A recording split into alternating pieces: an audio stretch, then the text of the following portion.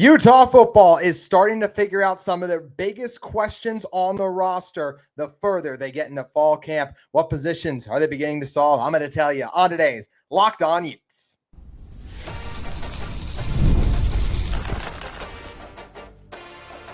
You are Locked On Utes, your daily podcast on the Utah Utes. Part of the Locked On Podcast Network, your team every day.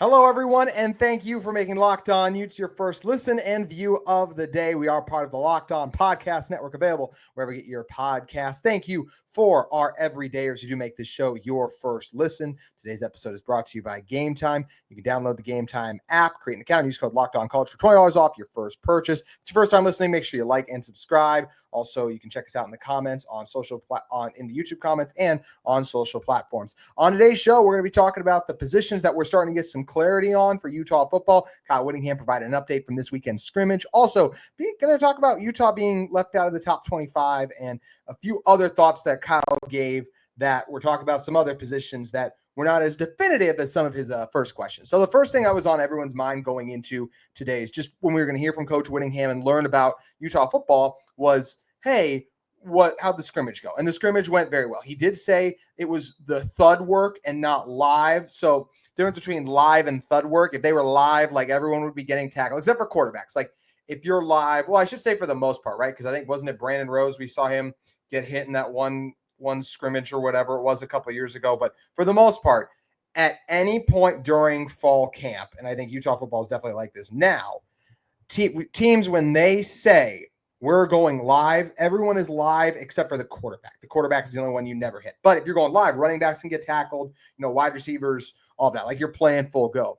Thud work is offensive line is basically going at it. Like I guess maybe they're not pancaking each other, but when you have two massive immovable objects smashing into each other, one of that is bound to happen frequently. But like linebackers are just hitting the running backs. They're not at full speed to bring them down. They're just like, hey, bumping them. That's the thud, right? And same thing on the outside for wide receivers. So this makes sense. We've seen, Utah's had a lot of injuries, right? And even college football in general, just with the way technology and modern medicine have evolved, it's like, hey, what can we do to lessen the wear and tear on our athletes during fall camp so that they can maximize and be at their pinnacle health and just physical condition by the time the season rolls around. So did like that they did thud work. Also, most of the twos they said got the live work, which is good for the backup quarterback battle, which we will be talking about more in depth on tomorrow's show too. There are also 10 practices in so far, and they feel like they are in a good place with 15 to go till game one. That was one thing that caught me off, like just reminded me, like, hey, Kyle Whittingham said we have 15 practices to go till game one. So it's coming up quick. And with it coming up quick, arguably the biggest question mark this Utah team had to figure out was, hey, who are our wide receivers going to be? Now, Kyle didn't tell us exactly who's number one, who's number two, who's the slot. Like, he didn't say that, but he said they do have now a good feeling on their top 7 to 8 guys that they're going to give all the rest of the reps to, that are going to be on the travel squad, and just feels like that group is gelling very well. So I decided to put on my conspiracy hat and do my best to come up with who those 8 wide receivers are. And honestly, when you look at the roster, it's pretty easy in my eye to get 7 or 6 of the 8 correct. Like I feel very confident when I say these are the guys that Kyle Whittingham is talking about. Number 1 would be Tobias Merriweather. He's had a very good productive camp. If this is your first time hearing his name or joining us on this show, Notre Dame, Cal, been at both places as a wide receiver, former 4-star, battled injuries and inconsistencies, but came up to Utah in the spring portal, and the results have been big so far, and it feels like he's caught on very quickly, just like it feels like Larry Simmons has. Devin Dampier credited him for standing out and making some plays. The 6'1", 190-pound Southern Miss transfer had over 420 yards last year. He's a name that a lot of people were talking about too. I would expect the other guy. These are just who I think Utah's top 3 receivers are just right now. The other one would be Ryan Davis, right? The redshirt senior who comes over from last year at New Mexico, where last season with the Lobos, for his career, he totaled over 1,200 yards there. But just last year alone, over 740 yards in total. He had 2 career 100-yard receiving games last season too. So, and he has a connection with Dampier, knows Jason Beck's system and scheme, what he wants to do very well, right? So that's right away where I go at one spot that I think that Ryan Davis is going to be the other guy. Outside of that, Creed Whitmore, Mississippi State transfer. He's got good size, speed, didn't do a ton at Mississippi State, but I think he could be a good backup slot guy for Utah.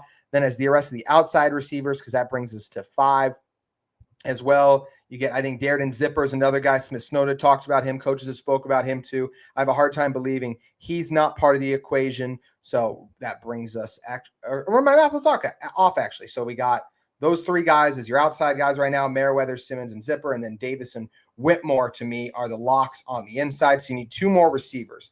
I believe, as we sit here right now, Luca Caldarella is still one of those guys. What he provides as a blocking receiver, and we've heard some people buzzing about what he did in the spring a little bit too. I don't think he's a first-team guy because he just hasn't been that prolific of a pass catcher, but I still believe he can make plays and do some things for this team. So I think he's in that group as well. And then who gets that final spot? I think it comes down to Mana Carvalho, who made arguably the biggest play of the spring game with his screen pass. He took it for a touchdown, or at least inside the 10. And then Rashawn Glover is another guy who generated a lot of excitement last year too. Right now, I still think, like, when you say, hey, 7 to 8, I think it's going to be both of those guys as we sit here. I think Carvalho, just the speed he provides, and Glover as well from a punt returning perspective. I just think you're going to want both those guys to be a part of things. So the 7 to 8 guys like that I think that Utah is looking at right now: Merriweather, Simmons, Zipper, Caldarella, Davis, Creed Whitmore, Carvalho, and then Glover, who we've heard different things about going back to spring. So I think all those guys are in there.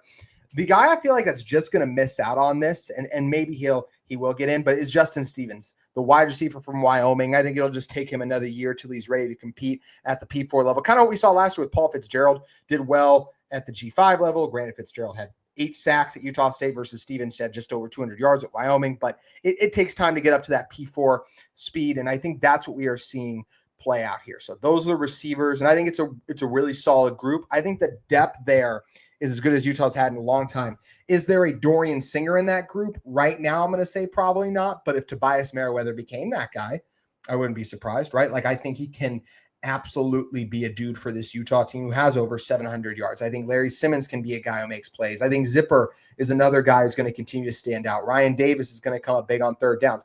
Also, we should mention, like when we mentioned those 7-8 guys, we've heard Otto T as a tight end, so I'm not including him in this group, but I feel like Utah is still going to line him up out wide at times and just ask him to do different things because he's Otto Tia. He's a very talented pass catcher at over 500 yards at Utah State. Maybe he's not a talented P4 receiver, but he's a talented pass catcher still overall. So I do think they're going to find creative ways to use him in total. And I'm excited to see his workload coming up this season, but really like what Micah Simons has done building and in some ways even rebuilding this Utah wide receiver room. I think they're going to have a very good upcoming season, and I'm interested to see who will be the breakout guys. We did get some clarity on another position that I want to talk about at the end of this show, but want to first take a moment to discuss the AP Top 25 poll. It came out last week, coaches poll. This week, AP poll voted by on the writers, and Utah was not in that top 25. In fact, they just barely missed out. Did the AP poll committee get it right? That's what we're going to discuss momentarily. Today's episode of Locked On Utes is brought to you by Game Time. We've all been there, logging on early and waiting forever for concert tickets to go on sale, only to lose your spot for a show you've been dying to see. Live music should be about making memories, not dealing with the stress of ticket shopping. That's where Game Time comes in. Game Time makes getting concert tickets faster and easier than ever. Prices actually drop as you get closer to showtime. You can save up to 60% off with great last-minute deals. Also, are you just tired of the endless scrolling trying to find that best deal? Game Time Zone Picks provide the best seats in your section for you. Ever wonder what your view will actually look like before buying? The app shows you a panoramic seat view, so there are no surprises when you go to check out. Take the guesswork out of buying concert and show tickets with Game Time. Download the Game Time app, create an account, and use code LOCKEDONCollege, all caps, no spaces, for $20 off your first purchase. Terms apply. Again, create an account and redeem code LOCKEDONCOLLEGE for $20 off. Download the Game Time app today. Last minute tickets with the lowest price guaranteed when you use Game Time today. The AP Top 25 poll is out, and for those of you watching this show on YouTube, here it is for you right here. Texas Longhorns coming at 1, Nittany Lions at 2, Buckeyes 3. Don't get our first Big 12 team till Arizona State at 11. Then you got to go a little further back to get Kansas State at 17, and the likes of the Iowa State just squeezed in, along with Texas Tech 2, are the main teams in the AP poll Top 25. So this is the one, and there's other teams in there, but we don't need to go through all of them, right? But this is the one to me that you see ranked, like when you're watching a ranked game before the college football playoff does their first rankings in November, these are the rankings that will be next to the teams. Why is that? This is the writers' jobs. They dive into this. They examine it more. College football coaches are so focused on their teams. They don't have the same level of knowledge on what's going on of every other program as these writers do, whose job is to cover college football. Josh Furlong is the state of Utah representative for the AP poll. Like, you're talking about someone right there who has a vast knowledge of college football and keeps up with everything going on. Also, we've talked with Tony Parks before, who was also who used to be the AP voter for this as well. And his process and his prep work that he did for it was immense. And when you're coaching a college football team, you don't have the time, especially if you're coaching the Big 12, you don't have time to know what's going on with every SEC and every Big 10 team. So that's why they use the AP poll. As I mentioned, Utah's not on this one, unlike the coaches poll. Did they get it wrong? I believe they did. Like, by the end of the season, I feel Utah will be a top 25 team. But I have no issue with Utah not being in the top 25 of those rankings. Also, especially when you take into consideration, they just missed out on making it. I don't like who was right in front of them when they missed out. They missed BYU is actually the first one out at 26, but Utah's the next out at 27. Then you get Baylor as the next one out after that. So it feels like to me, like, we're going on the rankings and we pull it up, right? Like, the fact that you have 3 Big 12 teams are the first out, like, why aren't they in there over Tennessee? Why aren't they in there over Boise State, right? Texas A&M. There's a lot of these teams we can make the case and the argument for. Even Florida at 15. I know everyone's really high on DJ Lagway, but that's still a program that needs to show that they are a top 25 team and not just show they're a fun, exciting end of the year or middle of the year story. I think it was the right decision to keep Billy Napier. And I do think they're continuing in the right direction, but it's still hard to be a top 25 team in the SEC. It's also hard in the Big 12, but we just see a lack of Big 12 representation that I think is unfortunate, because we will see a lot of those Big 12 teams rise up there. And that's why I think there's 3 of them are the very first ones out. And that's where I do believe that this poll definitely got it wrong. So why is Utah one of the first ones left out and not in this list? Well, for starters, they were 5-7 last year. And also, they did lose 7 of their last 8 games. Obviously, this list takes more into consideration what you're going to do this coming season. But it's hard to ignore the stench of a non-bowl eligible team, and one still that has been down, at least for their standards, 2 years in a row. We all think Utah's going to bounce back, and that shouldn't weigh into this. But what you did last year has to matter for something when projecting into this coming season. So I don't have an issue with them still thinking like, hey, I just want to see it with Utah based on how things went over. Also, Utah does have completely new skill position players. Like, that's the first thing they look at. When you look at quarterback, like, if you dive into Devin Dampier, he's really fun and exciting. That's why Utah, to me, is still top 30 on this list. But if someone's like, I don't think he's going to be a good enough quarterback that makes Utah a top 25 team, as we sit here right now with Devin Dampier only having a handful of games against P4 competition. And as Jake Hatch did correctly note last week, it's not like they played great P4 competition. Auburn, Arizona, nowhere near the top 30 of college football's premier P4 teams from a season ago, right? Like, there are questions about Devin Dampier. There's questions about Devin Dampier. There's question about the skill position talent. We think Wayshawn Parker's a really good player, but he is going to be facing better defenses this season, right? There's also the fact this Utah defense lost 9 key contributors from a season ago. Now, granted, they still get a ton of those key contributors back, but Van Fillinger's Junior Tafuna, like, maybe those guys are deep in the weeds for all the AP voters to know all those names, but Utah did lose a lot on a defense that was still really good last year. I feel like they replaced them pretty well, and as we've consistently said on this show, to me, it's still going to be a top 40 defense in the country. But if you think Utah takes a slight step back after that loss, that's why how can we really be mad at that, right? So that's also just not forget that this is a Utah team that is also very good when they are counted out. So that's something that we should also be very excited about, right? It's like, oh, hey, Utah's being doubted. They're being slept on. And that's what Kyle Whittingham likes. It's easy to craft the underdog and underrated narrative when that is the case too. And I do feel like this Utah team is definitely being counted out and they're being underrated. And honestly, they're being misjudged by the media. I think that Devin Dampier's dual threat prowess, I said on last week's show, I think he's going to be a Heisman finalist, the top 10. Shouldn't say finalist. Sorry. Back that up. Heisman top 10 finisher. I think Devin Dampier will do that. I think he's one of the best dual threat quarterbacks in college football. I think this is one of the 5 to 10 best offensive lines in the country. I think Wayshawn Parker is going to be a star. We'll talk about him and Naquari Rogers in a moment too, right? But this Utah wide receiver core, they have enough in it. It's definitely not the strength of this team. Of teams in the top 25, I wouldn't be surprised if we called it the worst receiving core of those. But I think they have guys with ascending potential and still a talented Utah defense. They got to figure out some things on the D line, but linebacker and secondary are going to be fantastic to me. So, and you trust the coaching at the positions where you do have those questions, like on defensive line, Luther Ellis, Coach Powell, they've done a great job there. So that unit, maybe it won't be Sac Lake City like standard, but I still think it's going to be really good. And it's because they have a history of being really good, right? So those, and Kyle Whittingham's still a really dang good coach. So that's why I still believe that Utah is going to be top 25 team. Personally, if this was my list and I'm talking about where I think Utah is going to end up, I would have Utah at 8.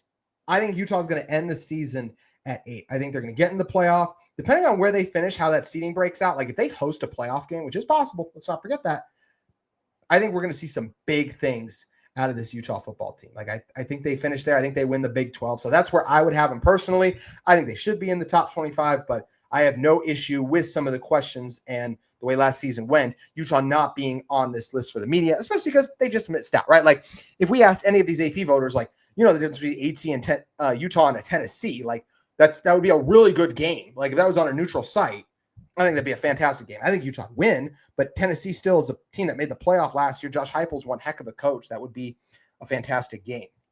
Also, one thing to keep in mind when the AP poll, especially this preseason one comes out, how wrong it ends up being. And I mean, no shade to any of the writers and contributors that do this. It's just really dang hard to figure out who are going to be the 25 best teams in a sport like college football, especially now with the transfer portal, where each team, right, is relying on 11 individuals on both sides of the ball to be in sync. You also have to avoid injuries. Like there's a lot of factors.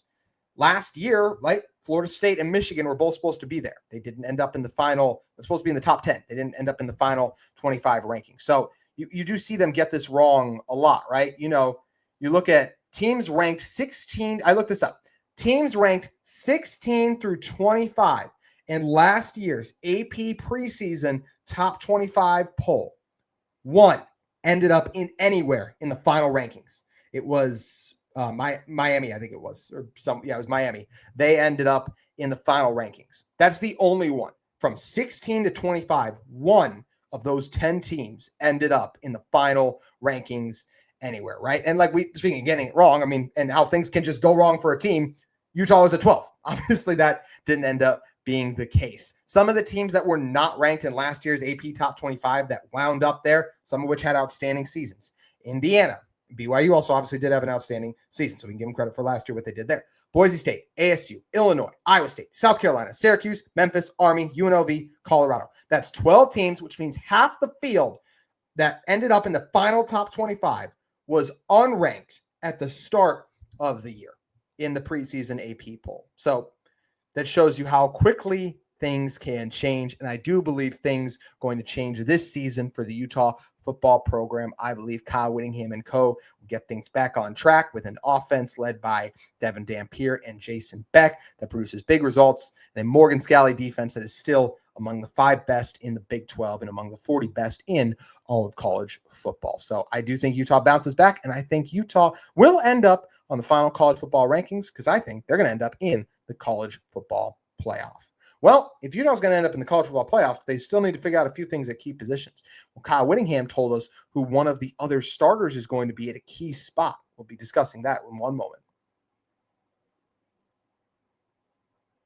All righty, Kyle Whittingham said Blake Cotton has started to emerge as the other outside cornerback next to Will Smith known in the slot, and then Elijah Scooby Davis on the outside. Cameron Calhoun was a big loss for this Utah team. Zemiah Vaughn was as well. He's having a nice preseason. Zemiah Vaughn is with the, or just a camp season, I should say, with the Minnesota Vikings. So shout out to him and all the other pro Utes. Corinne Reed had an interception. How great was that? See, Connor O'Toole got a sack. So love watching those guys ball in preseason. We'll have to talk about them on a show in the near future here. But for this Utah team, Blake Cotton is a guy who's starting to emerge that other outside cornerback spot, which to me, that's not surprising. It's a cornerback room with other talented options in it. Like you look at the likes of a Don Saunders, right? The Texas A&M transfer. So he's 6'4", 187, right? Then you get a Rock Caldwell as a guy, the Gardner City Community College transfer. We thought he could be a guy who does some stuff. You get Jalen Mawson from Furman as well. Jason Stokes Jr., a freshman who showed some stuff. J.C. Hart, a transfer from Auburn. Tristan Thompson, another guy, redshirt freshman. So a lot of guys in that room that have at least made a couple plays or just that are big came from big schools via the transfer portal. They're like, okay, maybe they could be a guy. But Blake Cotton is something those guys, for the most part, don't have. Legit game experience. Those guys have all played in some games. Blake Cotton has been a starter for a long time. He had 10 starts with the Big Sky with UC Davis. He was really good this last year. He was part of a team that reached the NCAA FCS quarterfinals. He had a career high. He's had a game where he's had 8 tackles plus a pass breakup in his freshman year against Weber State, so he's only grown and got better from there, right? This is a guy who's totaled 50 tackles along with 9 pass breakups over the course of his career. He's gotten better and better each year. He's gotten that experience. He's played on the field. There's no experience like game experience, and I do like that Blake Cotton is emerged as one of the starting cornerbacks for Utah because of that game experience that he's had. I feel like he would be the guy who would win that job, and I like that he has. But Utah said they have other guys in that cornerback room, so I still think they'll play a fair amount. But Blake Cotton, Elijah Davis, and Smith Snowden are the 3 cornerbacks that Sharif Shaw is going to be rolling out in that secondary, and that's a group that plays very well. Let's not forget this Utah team. I know Kenan Johnson, the Georgia Tech transfer, he got hurt last year. This Utah team has a history of bringing in that one veteran defensive back through the portal. They did that with Miles Battle a couple of years ago, or just using the portal for one of their key guys, Cameron Calhoun from Michigan, then to Utah last year. Like, always has been a transfer cornerback these last few years that has helped this Utah team keep up what has been one of the best secondaries in the West. And I like the group that Utah's rolling with there. I always thought it would be Blake Cotton based on the experience, and I love that the former Big Sky transfer is now getting an opportunity at the P4 level. Those were the biggest things we learned from, like, okay, new revelations, who are going to be the starters, all of that. But we did get some other interesting quotes from Kyle Whittingham. One of the things he talked about was, the top 2 running backs are interchangeable right now, but he also did shout out Daniel Bray and Guillory as well. It's 2 freshman backs who have been doing some nice things. I think those are guys, if there was an injury, that we'd get to step up and see more of them. Thought it was interesting he didn't mention Devin Green, the UNLV transfer. I liked what we saw from him in a limited sample size in the spring game. They also brought in that Virginia Tech transfer and the Old Dominion transfer. He's like Bryce Duke. I just blanked on his name, but that's another guy that I thought might be at least not maybe one of the top guys in carries, but just someone we might see a little bit in certain packages. But it does sound like 1 and 2 are Parker and Naquire Rogers. Parker had a lot more yards than Rogers did last year, but Rogers is a guy that's obviously impressed the coaches. In fact, Coach Whittingham was asked, like, hey, what's the difference between those guys? Like, because there's not a running back workhorse situation yet. He said both have similar size and build. They do an outstanding job picking up blitzes. North and South guys do a good job getting upfield, and they also have good hands. Kyle Whittingham loves his backs that are able to stand in there and pass protect. He talked about a lot how Mekhi Bernard set himself apart a season ago for doing exactly that. Also, Kyle Whittingham is very much a north-south guy. When you hear like, okay, so what would be an east-west running back? Think Le'Veon Bell, someone who would just kind of be almost too patient, and it worked because he was Le'Veon dang Bell. And also the Steelers had like a crazy offensive line when he was in his prime, but he would just kind of wait for a hole to open up, like kind of bounce back and forth and then go. Like, that's not how Parker and Rogers are. They want to be sledgehammers. They want to go through you, not wait. And that's another thing I think that Kyle Whittingham loves, that those guys are going straight forward. And I do think that it's awesome that those guys are right now a tandem, because the fresher you can keep Parker, the better he's going to be. I still believe at some point this season, Wayshawn Parker is going to emerge as the guy in that backfield.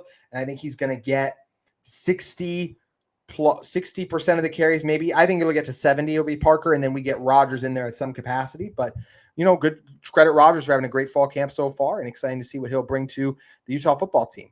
Also, for the freshman defensive tackles, Kyle Whittingham was asked about some of the young guys have been doing. Of course, he mentioned Carson Kafusi. That's a guy that we've all thought would have a chance to emerge this year. He had an injury with Skyline last year. If it wasn't for that, he might have been an even higher recruit if he was able to finish the season and put up those types of numbers too. So that's really encouraging.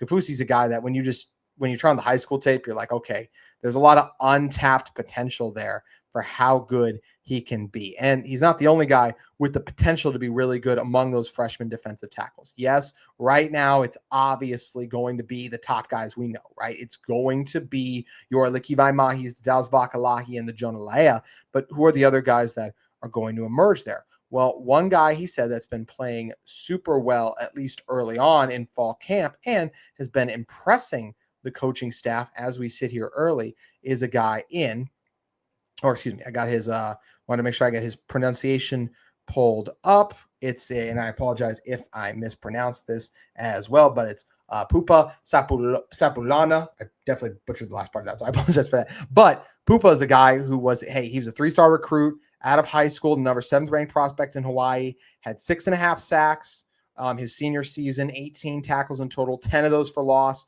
getting double teamed constantly, 6'2", 274. He's already got good size to play along the D-line, so I do think he'll have a chance to contribute right away. So we'll see who are those guys out there. I don't like asking too much of freshmen at a position that does require just a certain level of strength and weight, but I think it's great that those guys are already stepping up and emerging and showing Kyle Whittingham some things that he is pleased about. So that was really the main takeaways we had from Kyle Whittingham's media availability today. It was really wide receiver. I thought the Blake Cotton thing was very interesting. Sammy Moore, friend of the show, was the last one to throw that question in there and get Kyle Whittingham to reveal that too. So Utah will have their second and final live scrimmage, they said, or their second to scrimmage, but this one will be live on Friday. So that'll be good just to be able to figure out some more of these positions, because Utah does still need to figure out backup quarterback. That's actually what we're going to be talking on tomorrow's show, diving more into the backup quarterback battle, talk about all the other quotes from the most recent media day. You still had, not media day, but media availability. We have Devin Dampier to get to as well, too. So a lot to discuss. As Kyle Whittingham said, 15 practices away. And by the time you're listening to this, we'll be on the day in which number 14 will be underway, right? So we are getting closer and closer to the start of the 2025 Utah football season. And if you love Utah football as much as I do, make sure you like and subscribe to Locked On Utes. That's going to do it for our show today. Thank you again for making us your first listen. If you're in the market for a second listen, Spencer McLaughlin, Locked On College Football, or any of our Locked On hosts have your favorite team covered every single day. We'll be back with you tomorrow, breaking down the race to be Devin Dampier's backup quarterback, QB2, Wilson Bird Ficklin, or an outside candidate. Who will it be? Tune in tomorrow to find out on Locked On Utes.